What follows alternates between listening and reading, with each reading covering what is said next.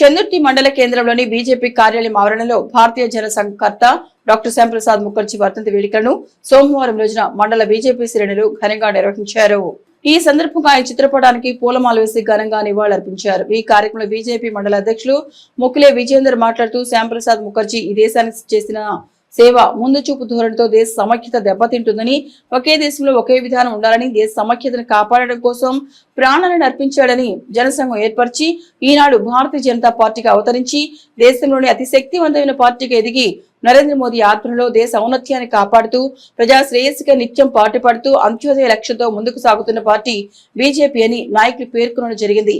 ఈ కార్యక్రమంలో సీనియర్ నాయకులు మర్రి మల్లేశం, చింతకుంట గంగాధర్, పేరుక గంగరాజు, యువమోర్చా మండల అధ్యక్షులు మోత్కుపల్లి రాజశేఖర్, బద్దం తిరుమల రెడ్డి, చింతకుంట సాగర్, మరుపాక దేవయ్య, చర్లపల్లి మహేష్, బోరుగాయ తిరుపతి, పేరుక రంజిత్, గాడికప్పుల జీవన్, అల్లం శేఖర్ తదితరులు పాల్గొన్నారు.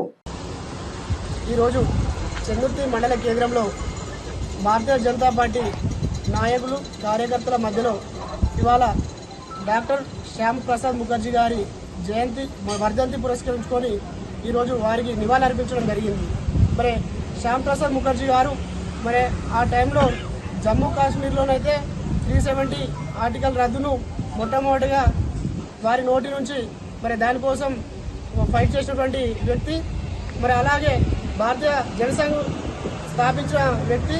మరి అతను లేకుంటే మరి భారతీయ జనసంఘ లేకుంటుంటే మరి భారతీయ జనతా పార్టీ లేకుంటుంటే ఒక వ్యవస్థను తయారు చేసి ఈరోజు భారతదేశాన్ని భారతీయ జనతా పార్టీ ద్వారా ఏ విధంగా అయితే అభివృద్ధి చెందుతుందో మన భారతదేశంలోని ఉన్న ప్రజలందరూ కూడా ఈరోజు సుఖ సంతోషంతో ఉన్నారు.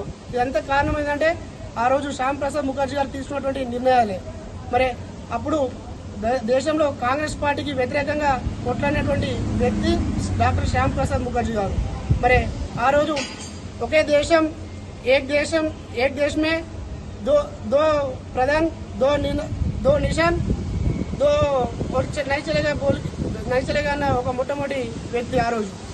మరి అలాంటి వ్యక్తికి ఈరోజు భారతీయ జనతా పార్టీ ద్వారా వారికి నివాళులర్పించడం మా మండలం నుంచి చాలా సంతోషం.